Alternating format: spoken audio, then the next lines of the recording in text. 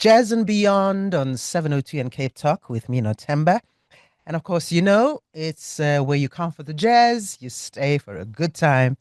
And the good time today is our guest, who's a South African jazz trumpeter, composer, multidisciplinary artist. Why do I say that? Well, for one, he's from Cape Town. And then he also does some other things like visual art and some design, and even probably more, which he'll tell us about. He's an award winning Summer Overseas Awards artist, Fine Music Radio Global Peace Song Awards.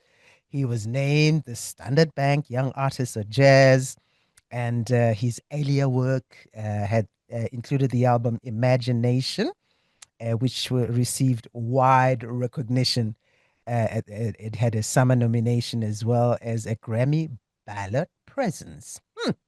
And of course, he is Darren English. He has now finished his brand new album, which is titled He Said, She Said, and releasing that in 2026. Hello, Darren. Hey Nothemba, so good to see you. Good to be on your show. Good to see you, and good to actually meet you again for the Mm, umpteenth time at the listening session of your album. He said, she said. mhm. Maybe let's just start off by what you felt the reaction was to the audience in the listening session of your new album. Firstly, thanks to Standard Bank for the listening session for having us in a movie theater. I think that's the first time that ever happened for a listening release. So I big up Standard know Bank. It it was was insane, absolutely insane. The entire team that put it together, Diane Graney and the rest of the team, just, I mean, blew mm, it out of the park. Blew it out of the park. I think when I first got there, I was quite taken aback and kind of teary-eyed. Um, and it actually hit me then as I got into the studio or into the movie theater that it's all happening now, and it was quite an mm, incredible. And then seeing people like yourself, people like my manager Shadow Twala, Standard Bank personnel, some of my contemporaries, other Standard Bank Young Artist of the Year, um, like award winners, seeing them there and having my family there as well. It was such a yes, special yeah. event. Everyone listening to the album together, the unreleased album, should we say. So it was really special. It was very special. And I love the support that you got from your other musicians, Mhm. and how does that make you just view how they consider your work. Yeah, it's always fun having other musicians and other artists in the same room as you, because Mm, I mm, feel they inspire, they they critique as well. So yeah. it's a good balance of I want to say friendship and being a colleague, being an artist. So I think having them in the room meant quite a lot. And then one tends to think about what will your friends think, what will your contemporaries think, what will other musicians think, what will the audience think, how will they take it, how will they perceive it. And I think at this point in my career, I've put the audience. I'd like to think that I've put the audience in the forefront with this release. Yeah. Not that my previous album was more for the musician, but I'd like to think that in 2025, I'm thinking more about how do we make it, fun for all of us and not just for the musicians playing Mm, the. And because obviously some things are intricate and we can lose the audience sometimes, because we play for ourselves. That's just that has become a thing, especially with jazz music, where we almost lose the audience. So I think with this release, I've tried to be more conscious of that, even with my executive producer, Tremel Starks. Um, mm, Going track by track, we're like, man, how will people feel this? What do we want to add? What do we want to take away? Do we want to shorten it? Do we want to lengthen it? Do we want to add a 40-piece orchestra? And all those ideas are actually influenced by the listener, you know? So Mm. this album is truly for the listener, truly. Okay, and maybe let's start off with just getting straight into the album itself. Hmm. He said, she said, Hmm. sounds like uh, situation, complicated situation, which can be interpreted in various ways. Hmm. Of a relationship where there's an argument or a discussion, or it Hmm. could be viewed as the differences around what females think or see things, or Hmm. how males see or think. I don't know, Sure. but for you, the she said, uh, he said, she said. Yeah. Where does that come from? I What think, happened? what happened exactly. Um, I I'd like to think that with the title he said, she said, that we reimagining or changing the narrative of what that meant previously, you know? That it is something where you go, well, it's not my fault. That's what he said, and then she said it's not my fault. So who do we believe? Where my take on the he said, she said is the conversation.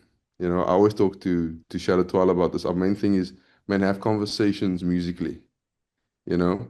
So have a conversation between the he and the she, or the they, or the we, however you want to be perceived. So, there's basically a they said. It's not really putting man over woman or woman over man. I kind of like that the title of the album begs to be questioned, so that we get to talk about what it means, and how we can Mm, reconstruct that in a positive light. yeah. Okay. And I like the titles in the album as well. They're sort of like linked to the Hmm. central theme. I mean, the first single that has come out is When We Speak. Hmm. Obviously, a lot of it has to do with, communication, you know, Hmm. uh, clearly. And how do you then interpret and express that in the music? So, what was your approach overall, theme wise, in how the music is going to come out? Nothemba, it's crazy because we started recording in March this year, and then what we had in March was totally different to what we have right now. So I had a jazz Mm, quintet album, and then I went back in June. We tracked some more things. I redid a few things, reimagined a few things, and then when I went back in August, that's really when it almost, I don't know, found its wings, if you will. So mm, in mm, August, in between August and September, those months were crucial into what you're listening to now as the album. Even our title track, or our single that we released, When We Speak, that literally came about, I almost want to say, a month ago or a month and a half ago. We did not have that as it's sounding now. I met the rap wow. artist, Jonathan Michael. I met him at a gig just randomly, so we heard him there with my executive producer, and we heard him, and I said, man, we have to sign him either to our new label and do an album with him in the future, or I have to have him on the album right now. And it just so happened he came through to the studio the next day, and he did some freestyling over the track, and we're like, man, we have to have this. And then Mm, and I gave him some ideas that I'd like to hear maybe in the track, and how I was feeling around that time, whether it was grateful or not uneasy, but sometimes you get put in these positions where you're not sure what's coming next, and I mm. basically chatted with him, and I was like, man, how do we convey that in the rap? How do we show that we're grateful? How do we show that there's a next thing coming? And it's all of us winning, actually. There's no there's no single with this. So it's like, I've been saying this in the studio all the time when everyone, comes and listens and like, oh man, it's so cool. And you're doing such this and that. And for me, it's like it's a we thing. It's not a me thing, So I think Mm, even now, as we chat in Nothemba, I mean, we've traveled the world together as well. So yes, we it's like have. it it becomes a we thing. It's not like, oh man, I'm going to watch Darren perform. Because at the same time Darren's performing, Nothemba has a radio show in Amsterdam at the same time. So Mm, so it's also an artist there, So it's a we thing. This entire thing that we do in the music, the radio, the TV, everything is a massive like collaboration, if you will. yeah, it's a collective. I think Mhm, for some people who may not be aware that mhm, you didn't record, you're talking to me from Cape Town now, which is where you live and come from. mhm, But some people may not necessarily be aware that you've actually been to and fro to the US, and mhm, this is where you recorded the album. mhm, Maybe let's give a little story behind why you were even there in the first place, and how then mhm. the album developed and was recorded there. As you were saying, you were going back and forth, and that some of Yeah. the songs, as you went back, there was some developments in your brain that that, Mhm, that mhm, mhm, then mhm, obviously were infused, those ideas infused in the other in the tracks, or even developing the mhm. tracks that had already been recorded and the new ones. I think, I mean, my choice for being in the States, I've lived there for 10 years prior, to do my master's, and I got a record deal, and then that ended up that had me staying there for quite a while. And then I met the engineer on the album, who's also the executive producer, Trammell Starks. I met him because he engineered my first album. And we Mm, always just kept in touch. And he said, you know what, man, let's do another album sometime. And then he got the position at Lucky Man Studio as the director a few years ago. And he called me. He said, man, I have the studio now, and it's a multi-million-dollar studio. They have the best piano there. They have the best tracking room, best gear. I mean, there's literally everything that you could want is there from a recording standpoint. And he just said, look, when you're ready, give me a call, and we'll set it up. And I think when the opportunity came, when I got the Standard Bank Young Artist Award, um, I thought, okay, so part of it is that you record an album or you do a tour. And I just thought, this is a perfect opportunity to use the help of Standard Bank in funding, um, to at least springboard the start of what is now He Said, She Said. mm. And so, as you say, you started recording this in March, Hmm. of 2025, and has developed. Look, first of all, I saw the pictures of the studio Hmm. where you were recording. It is Hmm. massive, and the quality of the sound that has Hmm. come out of the recording is amazing. Even Hmm. Hmm. just listening to the sound on video as you guys were messing around and playing in the studio was Sure. Sure. just incredible. So The thing about I was saying, to a friend like a few weeks ago, I said that the studio sound is so great that even if we played really horribly on the album, it would be a really good recording of us playing really horrible, because the studio sound is so good, just the natural mm, quality and the sound that Trammell Starks get in a studio is insane. Because I mean, you can have a great room and you have the worst engineer, and that that leaves you with a bad sound. So I think mm, in this case, I mean, I was fortunate enough with the band, with the orchestra, with the maestro, to have, I almost want to say, the top tier, of musicians, of engineers, of arrangers, of conductors, of players, just to assist in my vision, which now became our vision. So yeah, I feel having Trammell in the studio there, I mean, I credit him wholeheartedly for the sound. The sound is, I mean, the quality, that's all him. That is all Trammell Starks. He's a genius. true. Let's talk about the very talented and magnificent musicians that form part of the recording for you and your relationship with them and their Mhm. contribution? So we have Kenny Banks Jr. on piano. He's Mm, I think he was one of the finalists in the World Jazz Competition, World Jazz Piano, and I mean just insane piano player. His father plays piano as well, so he comes from a great lineage of musicians. A mm, great collaborator. I've always just pictured my music with Kenny Banks Jr. You know, he's just one of those special guys. And grateful to have him on board. Then we have Miguel Alvarado, who I look at as the secret weapon in the band. He is incredible. He's, you know, I think you've met him probably in Makanda.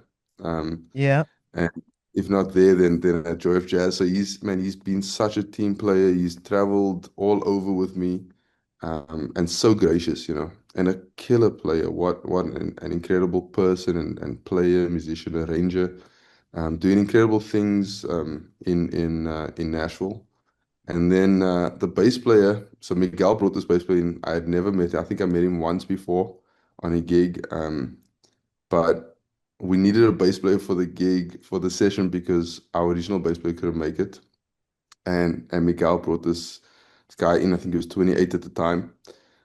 Brought him in. He basically sight read all the music down, and that's Rob Linton that you hear on the album now, killing it on the bass. So Mm, he's incredible. Happy to have him on board. And then we have Larry Wilson on the drums and cymbals. Absolute beast. I will credit him for however you hear the drum sounding on this album and the finesse and the playing and the technique. All the music that he learned, we had one rehearsal at from 1 a.m. till 3 a.m. with Larry before we went mm. into studio. So I mean, this Wow. man is super busy, but you can hear on the album how dedicated he is, even though we only had one rehearsal. I mean, he really, I think he's definitely man of the match on the album. Mm, And he's also playing organ on the album because that's his main gig. So he plays organ in yeah. church. So we have him playing a hymn on the album, Blessed Assurance, which is Beautiful. super special, super special. Um, and then let me think, who am I forgetting there? So that's the main core that makes up the quintet. Yeah. You also have some lyrical and spoken I word do, I elements do, on the I do. So album, yeah, and I like the story behind that. yeah, so I think, you know, talking with Trammell and thinking about, man, what do we do on the album? You know, it was he said, she said from the beginning, but then we changed the titles. We reworked the song. So do we still call it that? Do we want my face on the cover or do we not want my face on the cover? So all these things kind of influenced the music, influenced the look, the feel, who we use. Mm. I wasn't even planning to have spoken word or rap on the album, but we let go and allowed, you know.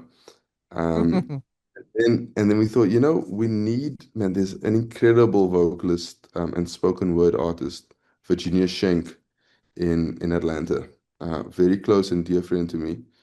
And I wrote a song in the studio with Trammell, and I said, man, this is Virginia. It just says her all over this. Mm. And initially, I wanted her on another track, just speaking spoken word English, you know. And then we sat down in the living room once, and she said, you know, I have this original language that I do. It's almost speaking in tongues, if you will, and could do that on the track. And I just always had this in the back of my mind. I'd like to use that, but I'm not sure where. And then I went into studio one morning. I was with one of my best friends, Terence Harper. We were in the studio and I had this melody on the trumpet and I started playing and playing and I told Trammell, man, let's empty the calendar for the day and just work on this track. And that Mm. was a Friday. We spent about 12 hours writing this new song. And then the Saturday, Virginia drove 2 hours to the studio and she laid what is now Sunrakaso, which she Mm. recorded an original language, and it's almost meditative. It's as if you've been, I don't know, spoken to by this knowing voice, you know, that Mm. okay, that answers questions that you're not sure how to answer or how to ask. So I feel she really brought this. I almost want to say there's this not a pinnacle, but but she brought depth. So there's this center in the album, and I think that's actually Virginia on the song. And Could that also then be part of the production elements that definitely, probably differentiates between the he and the she, definitely, side of the theme? definitely, definitely. And I'm happy that that Virginia ends up being the she on this album. You know, and that her voice literally does ground this album in a way that I think the song is track 4 or 5 on the album, and it's just at a point where you feel after all these questions that you may have after listening to the first say 3 songs on the album, Mm, it's a reset, you know, it yeah. just puts you in this frame of mind that you are grateful that you ask these questions or you're answering questions, not sure what she's Mm, saying so much, you know, with her own language. And sure. and then from that we go to Jonathan Michael, another spoken word artist. He's actually an accountant by day and doing incredible things in Montgomery, Alabama. I mean, he's literally I mean, he's a true activist, um, and I almost want to say a social figure in Mm, Alabama. So definitely more power to Jonathan. He's incredible. He's honestly become one of my modern day heroes. Um, so he's on there rapping and doing MC work and doing spoken word himself, which is just, I mean, his words are incredible. I'll put him up there with the best of the best when it comes to, you know, just speech and spoken word, you know. So he's rapping on there. I have him on 2 other tracks. He sent me a voice note that I just thought was too incredible to not have on the album. So we actually finished the album with his voice note.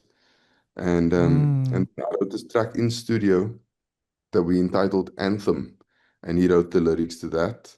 And then we also have a choir on the album, on yeah. that same on Anthem. So we have a children's choir, and and Jonathan's kids are actually in that choir, Jazz and Juliana Avant. So and then Leroy Bedford is on tenor on that.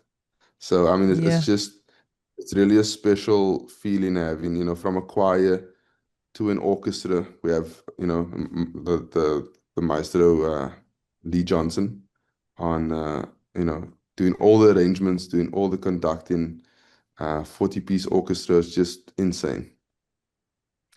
Listen, it's just a marvel listening to the music, and I'm sure your fans are gonna be absolutely delighted, especially because for me anyway, that there was Mhm. just something now so much clearer in your tone, your trumpet tone, Mm. as well in the music. Well, I'll let the jazz fans decide on their own. But Sure. let's talk about your design, work. I wonder, where you're able to merge your creative side of the arts design with Hmm. your musical composition. I'm just thinking maybe while you're playing the trumpet, there are images, Hmm. there are visual images of of Yeah. of you, with your, painting in your head, you Yeah. know, You which know, it's then funny. become your artwork. Mm, Yeah. You know, what's funny is that I was talking to another friend just a few days ago, and I said, you know, like we like to think that there's this deep way of expressing, you know, like I think in colors, or I think in, or when I'm playing, I'm painting when I'm playing. We like to think that that's a thing, and maybe it is a thing for some people, but I don't believe that I'm that deep, mm, or I don't believe that anything is really that deep, you know. Sometimes yeah. sometimes I feel, especially in 2025, we're making things so, I don't know, for lack of a better word, um it's not attainable by many because we're making too big of a deal. Just because one artist did something, we put them on a pedestal and we go like, man, so great that they did this, and they must be, way different to everyone else. Where I think, man, we're all the same. We breathe the same air. We all have something to Mm-hmm. bring. Mm. So I almost want to debunk the whole, man, you're so special. I love your music. I love your artworks. What are you thinking? It's like, man, I'm thinking the same as as I would think any other person would think, just of grateful to be alive, grateful to live another day. And I Sure. think we start making things too deep, people, then we actually lose people. So I actually Mm. want to go, man, thank you for loving my music. Thank you for appreciating the time that I've put in and into the artworks and all these things. Um, but I almost want to say that you can do it too. It's not that deep. I don't think it's something that should be held up on a pedestal. Big Mm.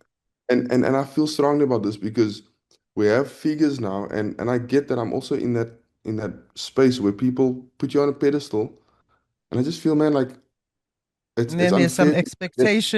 some Yeah, it expectations is. because of it. It is, Mm. but Mm. also unfair to the rest who are actually winning in life too. Yeah. Like what Yeah. what makes what I do more important than a guy who's whatever, who's a lawyer, who's another artist, or a guy who's Or sweeping working the in street, the or bank or something. Yeah. yeah, Mm. or True. or a truck driver. What makes me more special than that? Or I now get to have the headline. I get to be in the paper, but there's people winning all the time that never get that credit. So I almost want to True. use this out, if I could, to be, man, this is all of us. It's a we thing. You know, Mm. there's no there's no depth. I don't, I want to take that word out actually. It's like everyone's on this whole deep thing. Oh man, you have to channel this and you have to this. And it's all this pseudo, things. But for me, it's like, But man, just, I you just know, relax. In other words, yeah. yeah, just But relax, do your thing, practice, be about what you say you're about. And that's, I mean, I yeah. literally, you can see my hands are dirty. I mean, this is after washing it. And Yeah. this is from working on artworks, but there's no depth Yes. there. Just that I was working until 2 a.m. this morning, and Mm. and and that's what it is, because that's what it takes. You just have to put the time in. Darren, one thing, talking about depth, that I know for you is deep, is the role of family for Hmm. you. And I'm just Definitely. wondering how you because you love your parents and so dearly, and how you manage, to balance your life, especially with international travel, where you Hmm. just have to be constantly in contact and making sure everybody's okay, and them worrying about you that you're okay wherever you Sure. may be, and how for you that is probably what we should have depth about more Hmm. than anything else. I think so. I actually think that's a great point. That I mean, family roots run deep.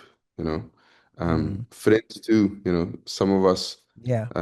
closer friends and family who are family to us. So I think having that, if anything's gonna run deep, it's gonna be just the love for family, the love for friends, the love for our communities. To actually stand together and show love, share love. If anything, then that's the only deep that I believe in. That's how you can go deep. The rest, There no. we go. Let, There we let, go. let's, yeah, and talk about family and relationships. Um, are you in love? Am I in love? I'm in love with everyone. I show love to everyone as much as I can.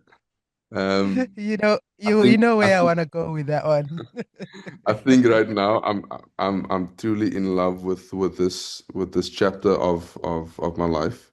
Um, Mm, with all the challenges, all the ups and downs, all the unknowns. Um, I think I'm just grateful that I'm where I'm at now. And I just hope that whatever's coming, if it's good, if it's not good, that I can maintain just level ground. Mm. What lessons have you learned about not only yourself, but also musically, especially with the time you've spent in the US, Mhm. Man, that it's has have probably influenced how even this album has come out?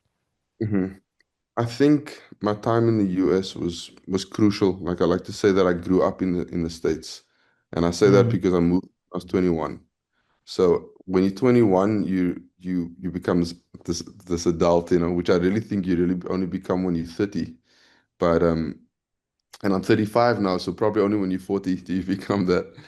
But but I feel moving there when I was 21, it was so wild and so new, and this place that you feel that or that you knew and from movies and radio and things and pop culture. So I get there and I just feel, man, I know this. I know the space. I know how it feels. I know the music. I know the people. And Mm. it was actually just that, within 2, 3 weeks, like I was in the scene. I was performing. I was getting booked for gigs within a month because I felt, man, that was home then. And it's Mm. no, I mean, I've had multiple people say, yeah, but what about us here in South Africa? Man, South Africa will always be home. I love it. I love living here. Yeah, I love just everything about it. But why do we have to claim one thing over the other? You know? yeah. So for Mm. me, man, I know what the States does for me and brings to me, and I'm forever grateful for that. You know, I mean, the people, the connections I've made there are of the most prolific that I will probably ever make. Um, and Mm. and and continue to foster and grow. But I just feel that being there, it influenced me to see this new world, this world that I felt like I knew in a dream, if you would. I felt like I Yeah. knew this, and now I can actually live it. And I'm grateful that I've been fortunate to actually And live it provided the now. opportunity. Mm.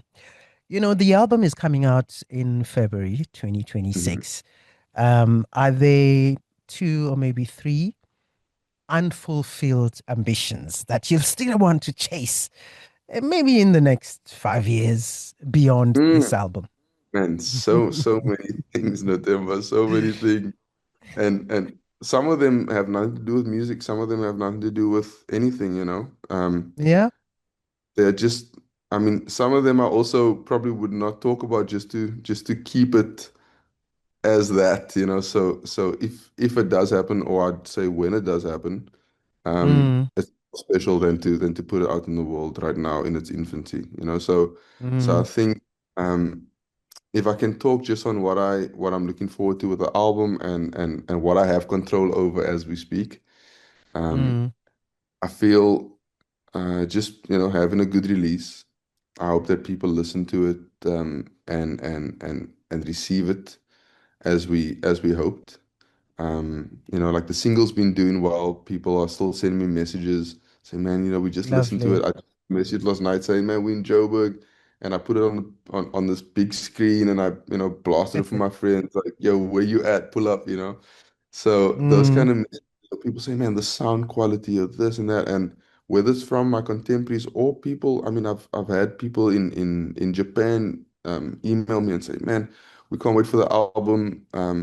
Huge fan. I'm like, man, I've never heard of some of these people. So for me, just seeing that response to what we've created as a collective, I hope that once the album comes out, people get to hear the full story and are affected by it in whichever way makes it positive for them.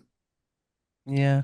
Which is exactly what's going to happen. Just in closing though, maybe also just I think maybe what you have done with this album is also using music functioning as a bridge between, the South African stories and also an international audience as well.